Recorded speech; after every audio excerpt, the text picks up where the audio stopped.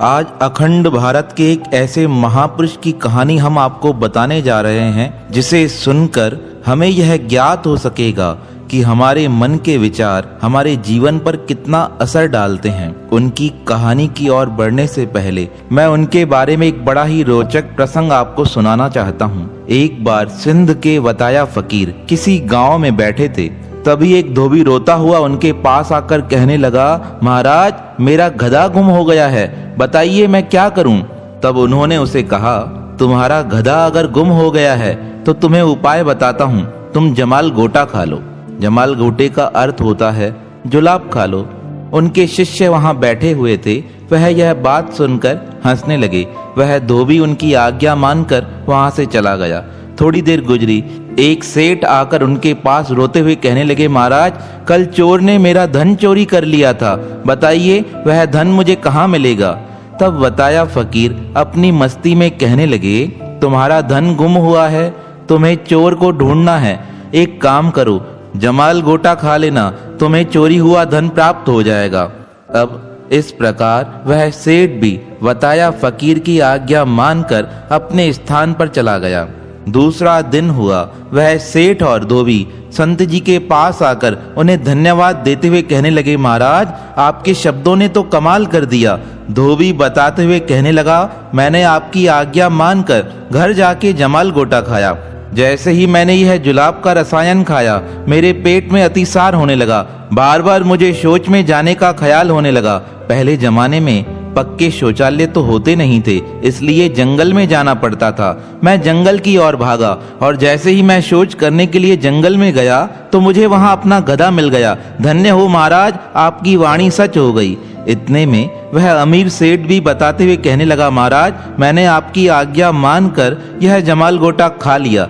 घर वालों ने मुझे हंसते हुए कहा, अरे जमाल गोटा खाने से कोई धन मिल जाता है। पर मैंने कहा, वताया फकीर की बातें कभी झूठी नहीं जाती है। उन्होंने पेड़ पर चढ़कर भगवान को धमकाते हुए कहा था, अरे जल्दी बरसात कर, अगर तू नहीं करेगा तो मैं कर दूंगा। तब भगवान ने आपकी बात मानकर उस समय भयंकर गर्मी में भी बरसात प्रारंभ कर दी थी। मैंने घर वालों को यह सारी बातें बताई। वह तो हंस रहे थे, पर मैंने आपकी आज्ञा मानकर जैसे ही जमाल गोटा खाया, मुझे भी अतिसार होने लगा। मैं शौच के लिए जैसे ही जंगल में गया, मैं जैसे ही शौच से निवृत्त होकर अपने घर आ रहा था, तभी मुझे एक व्यक्ति दिखाई दिया जिसके पास मेरा धन था। मैं उसे पकड़कर पुलिस के हवाले करके आया। महाराज आपकी कृपा से मुझे धन की प्राप्ति हो गई। तो इतने महान थे वह वताया फकीर। वह वताया फकीर एक दिन किसी गांव से गुजर रहे थे। तभी एक दुखियारा व्यक्ति उनके पास आकर कहने लगा, महाराज मैं बहुत निर्धन हूँ, छोले बेचकर अपना जीवन चलाता हूँ, आप दया कर मेरा प्रसाद ग्रहण करें। अब महापुरुष तो बड़े दयालु होते हैं। उन्होंने उस गरीब का प्रसाद ग्रहण किया और वह व्यक्ति बड़े भाव से कहने लगा, महाराज आप तो परमात्मा के भक्त हैं, आप तो सच्चे संत हैं, आपकी वाणी कभी मिथ्या नहीं जाती है। कोई ऐसा उपाय बताइए जिससे मेरा जीवन संवर जाए। तब वताया फकीर तो अपनी मस्ती में थे। तब वताया ने कहा, तुम नमक बेचना प्रारंभ करो। नमक बेचने से तुम्हारे पास अपार धन आएगा, पर ईमानदारी रखना, बेईमानी मत करना। अब संत की आज्ञा मानकर उस गरीब व्यक्ति ने नमक का कारोबार प्रारंभ कर दिया। अब महापुरुषों की वाणी तो ऐसे काम करती है, दिन दुगना रात चौगुना उसके पास धन आने लगा। वह देखकर सोचकर हैरान होता था, मैंने संत की आज्ञा मानी और मुझे धन की प्राप्ति होती जा रही है। अब जब धन आता है तो मन में मस्ती भी आती है, और मस्ती आती है उसके साथ अभिमान भी आता है, और जब अभिमान आता है तो समझो हाथ से सब कुछ निकल जाता है। अब उस व्यक्ति के मन में भी अभिमान हो गया। वह एक ही बात सोचता था, अब जब वताया फकीर आएगा तो मैं उससे कोई ऐसा उपाय पूछूंगा जिससे और अधिक धनवान बन जाऊं। 2-3 साल व्यतीत हो गए। वताया फकीर पुनः अपनी मस्ती से उसी गांव से गुजरे। जो व्यक्ति पहले गरीब था, जिसने भागकर वताया फकीर को प्रणाम करते हुए कहा था, हे महापुरुष, हे दरवेश, हे दातार, मुझे उपाय बताओ, मैं क्या करूं। तब उन्होंने उसे नमक का उपाय बताया था। पर आज जब उस अमीर व्यक्ति ने वताया फकीर को देखा तो उसने ना तो दंडवत प्रणाम किया, ना ही उन्हें प्रेम से बुलाया। वह वताए फकीर को दूर से देखकर कहने लगा, अरे ओ पागल इधर आ, अरे ओ मस्त इधर आ, इधर आ, देख मेरे पास कितना धन है। मैंने तेरी बात मानी थी, आज मेरे पास बहुत सारा धन आ गया है। देख तुम जैसे पागलों का कहना मानकर भी मैं अमीर हो गया, और तू कैसे घूम रहा है, ना तेरे पास धन है ना तेरे पास दौलत है, देख मेरे पास सब कुछ आ गया है। उसकी बात सुनकर वताया फकीर बिल्कुल शांत रहे। अब परमात्मा के प्यारे तो बड़े प्यारे ही होते हैं, वह सब कुछ सहन कर जाते हैं, किसी से कुछ कहते नहीं। अब वताए फकीर की ओर देखकर वह अमीर बना सेठ कहने लगा, अरे ओ पागल, ओ मस्त, मुझे कोई उपाय बता जिससे मैं और अधिक धनवान बन जाऊं। तब वताए फकीर ने कहा, तुम्हें और अधिक धनवान बनना है तो एक काम करो, प्याज का कारोबार चालू कर दो, प्याज से तुम अमीर हो जाओगे। अब इस प्रकार कहकर वताए फकीर तो चले गए। अब उस व्यक्ति के दिमाग में एक ही बात बैठी थी कि वताया की बात कभी झूठी नहीं जाती है। उसने अपना सारा धन बेचकर प्याज का कारोबार प्रारंभ कर दिया। जहां से जितनी कीमत का प्याज मिल सकता था उसने वह सारा प्याज खरीद लिया, गोदामों के गोदाम भर दिए। लोग देखकर हैरान हो गए, यह कहां से प्याज मंगा रहा है। सारे गांव में प्याज ही प्याज दिखाई देने लगा। इतना उस धन उसके पास था, कमी तो थी नहीं। अब वक्त तो बदलता है और वक्त ही इंसान को सबक सिखाता है। आज इसने प्याज तो खरीद लिया, पर इसके जीवन में कुदरत की ऐसी मार पड़ी।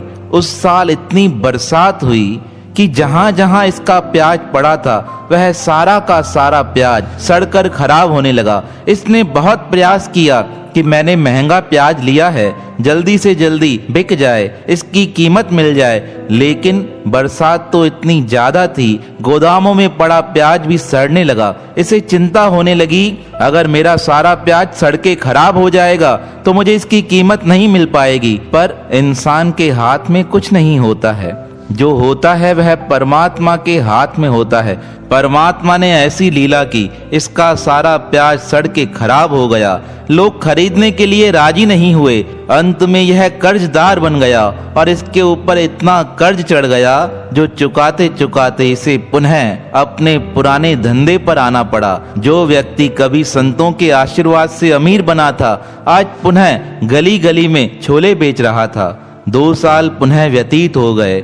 वताया फकीर पुनः अपनी मस्ती से उसी गांव से गुजर रहे थे। यह भागते हुए पुनः संतों के चरणों में जा प्रणाम कर कहने लगा, हे वताया, यह तूने क्या कर दिया? पहले धनवान बनाया, फिर मुझे गरीब कर दिया, तूने मुझे कंगाल बना दिया।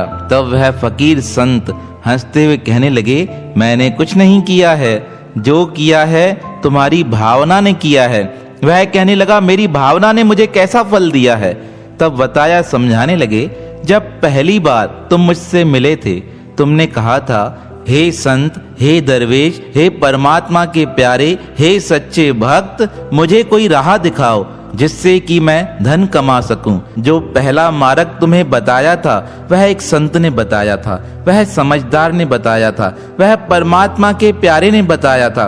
अब परमात्मा का प्यारा जो मार्ग बताता है उसमें तो फायदा ही फायदा होता है। लेकिन जब मैं दूसरी बार तुमसे मिला था तब तुमने कहा था, अरे ओ पागल, अरे ओ मस्त, अरे ओ दरवेश, मुझे रास्ता बताओ। अब पागलों के रास्ते तो ऐसे ही होते हैं, जो पागलों के रास्ते पर चलेगा उसे तो नुकसान होना ही है। मैंने कुछ नहीं किया है, जो तुम्हारी भावना थी उसका ही फल तुम्हें मिला है। वताए फकीर की यह बात सुनकर वह महापुरुषों के चरणों में प्रणाम कर कहने लगा, महापुरुष, मुझे माफ कर दो, आज के बाद कभी यह अपराध नहीं करूंगा। महापुरुष तो दयालु होते हैं, वह अपराध करने वालों को भी क्षमा कर देते हैं। कहते हैं वताया फकीर के आशीर्वाद से पुनः वह संपन्न बन गया। तो हमारे जीवन में भी जब हम अपनी भावना को परिवर्तित कर देते हैं तो भावना का फल भी हमारे जीवन में परिवर्तित होकर आता है। इसलिए कहा जाता है, भावना है सफा तो सभी है नफा, भावना है बद्द तो सौदा ही रद्द। अरे भावना से ही तो पत्थर में से परमात्मा प्रकट हो जाते हैं।